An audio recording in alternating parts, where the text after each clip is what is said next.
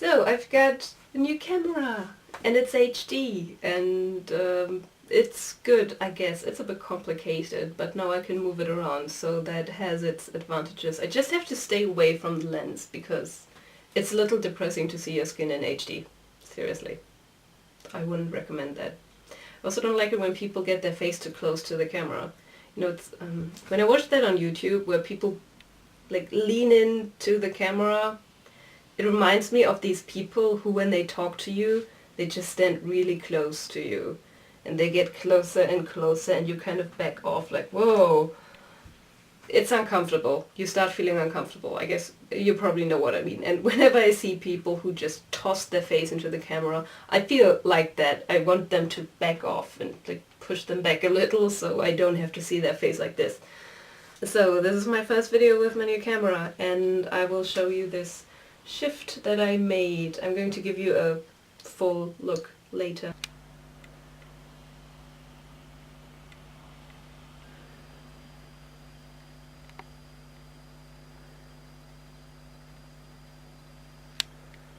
So this is the undergarment that you would wear under things like my Regency dress, which I made this for.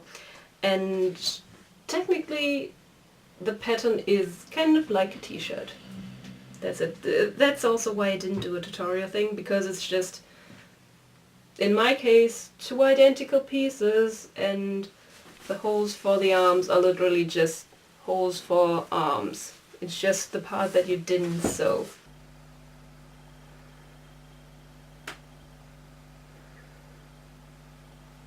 Usually those should actually look like a t-shirt with sleeves here, but I didn't do the sleeves. I know it would be more historically accurate if I did the sleeves, but I just didn't like them. That's the only excuse I have. I'm going to put a video in the description where someone did the sleeves correctly, so you can see what they would look like. If you do them, I suggest you do them, which is so weird. I guess it's a double standard because I just didn't want to do them.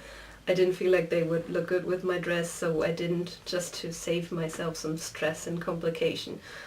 But I guess if you're really particular, you should do the sleeves.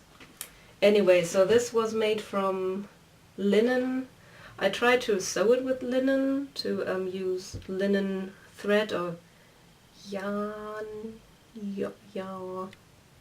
I can't pronounce it, that's my problem. That's why I say thread instead of yarn. Yarn.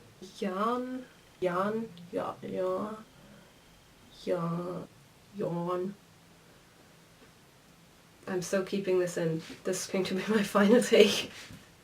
Yeah, anyway, I tried to find thread from linen that I could use for sewing, but the only stuff I found was really stiff, so I used cotton instead.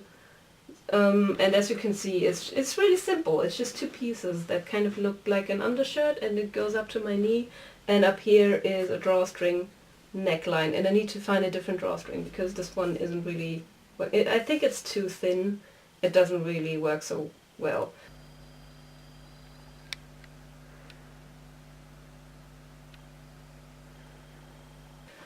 So anyway, this would be the underlayer of a Regency outfit. And I used linen because in all the books I've read they said that linen was a very popular fabric for underwear. And I found that even in a book about clothing in the Middle Ages, that I had to do research stuff for university for a paper. And I found that there that linen is so popular, or was so popular for underwear, because it feels very,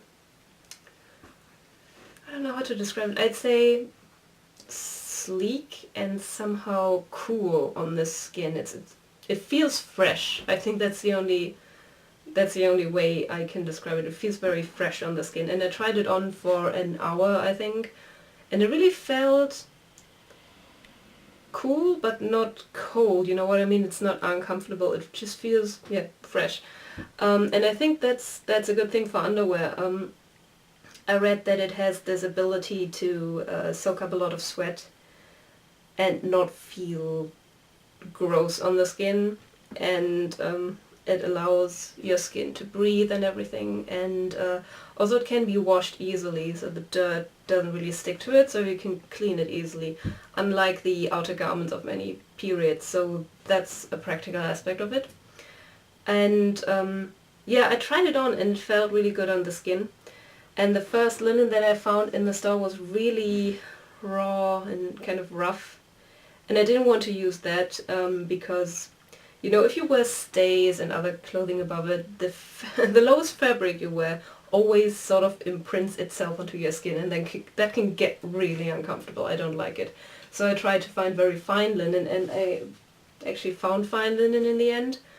It's not as fine as I wanted it. It was 22 euros the meter, which is weird. I thought that it would be less expensive because you can find silk for 4 euros the meter, which is also weird. You start thinking something's really fishy in the fabric market. But it was worth the investment, I think. Yeah, so this is my shift now. Yeah, it's really simple. There's no point in making a tutorial. It's really simple. The only difficult thing would be those seams here and at the side. I forgot what they're called, but I found images online that explain how they're made. I saw a blog where it was recommended to use these seams, and I think it's a smart idea, so I think I'm going to try to find the blog post and put the link in the description box too. Yeah, and do I have anything else to say about shifts? They're kind of necessary. That's the only thing I can think of. Something I noticed about period movies, especially period movies, Jane Austen movies specifically, that are set in the Regency period. Sometimes I see movies and I wonder whether people are actually even wearing underwear, especially ever since I started doing this shift, because I wore the shift underneath my dress, and then I considered I will need a petticoat and stays, and then the dress and the shift underneath and everything. This is going to be kind of bulky. And sometimes in those period movies, people don't look so bulky. They do in the Emma Thompson Sense and Sensibility, and people always say, oh well, they like the dress, I know they're historically accurate, but oh, the people look kind of tubby, and it's not so, yeah, the waistline is too high.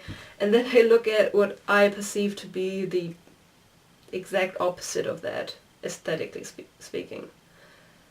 And to mind comes the Keira Knightley Pride and Prejudice and Becoming Jane. Especially in those two movies. I look at them and I look at the silhouette, and it's really skinny people playing either Lizzie Bennet or Jane Austen as if she was Lizzie Bennet. People who've seen Becoming Jane and watched it from a critical perspective probably get what I mean by that. And I watched that. And I think, are they even wearing underwear? Because the silhouettes look so skinny. I mean, Lizzie Bennet in that one shot, you can see her wearing underwear, like undershirt and stays and everything. And then next scene she's in her ball gown, and you look at the ball gown and you're like, where did the underwear go? It looks like it's directly on her skin, maybe with a corset underneath, I don't know, but it doesn't look like she's wearing anything underneath, which is weird. And the same in Becoming Jane, when you look at Anne Hathaway, she looks so modern. She doesn't look like she's wearing several layers of underwear, and if she doesn't, how does she even fit in the period? It looks so weird. I think the point is it looks too modern. You don't buy that the actors actually wore these undergarments, because if they do, modern audiences start complaining that they look too bulky and too fat or whatever. So yeah, I guess that's my 2 cents on period movie costumes. Anyway, I think I'm going to call it a wrap. Bye bye!